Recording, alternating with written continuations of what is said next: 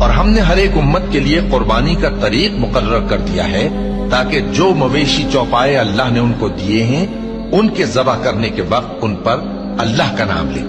سو تمہارا معبود ایک ہی ہے تو اسی کے فرما بردار ہو جاؤ اور عاجزی کرنے والوں کو خوشخبری سنا دو۔ اور قربانی کے اونٹوں کو بھی ہم نے تمہارے لیے اللہ کے شعائر مقرر کیا ہے،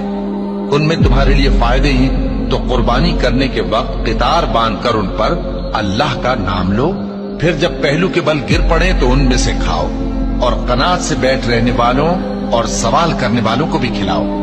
اس طرح ہم نے ان کو تمہارے زیر فرمان کر دیا ہے تاکہ تم شکر کرو۔ اللہ تک نہ ان کا گوشت پہنچتا ہے اور نہ خون، بلکہ اس تک تمہاری پرہیزگاری پہنچتی ہے۔ اسی طرح اللہ نے ان کو تمہارے زیر فرمان کر دیا ہے تاکہ اس بات کے بدلے کہ اس نے تم کو ہدایت بخشی ہے اسے بزرگی سے